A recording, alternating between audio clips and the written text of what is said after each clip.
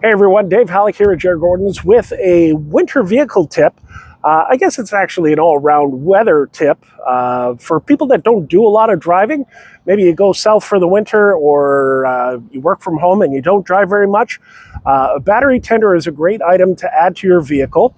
I'm going to show you on my CX-5 because I've added it to both of the ones that I have. I'm just going to flip this.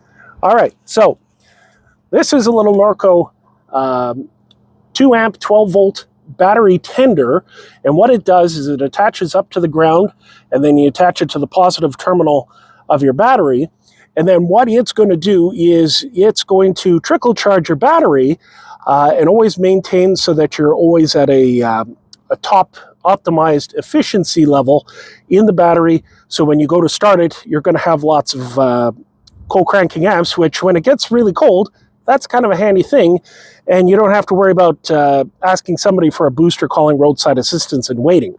So the power cord here, I've got it mounted on the fender, which actually the splash guard on the side of the fender, this one fits perfectly in there. I ran the cord down and attached it to another extension cord because they don't give you a very long cord for it. Run it under the snorkel and then down through underneath the front clip and then down, coming down here, and it's hiding down here with the block heater. So these battery tenders, there's lots of different varieties on the market. You can get them on Amazon. Service and Parts may have them available to install into your car. They usually run around $100 or less. You can get fancier ones, of course, that are more, but it's always going to give your battery a nice top up. So if you don't drive a lot, it's a great item to have because it's the cold cranking amps of your battery, which is going to get you started in those cold weather days.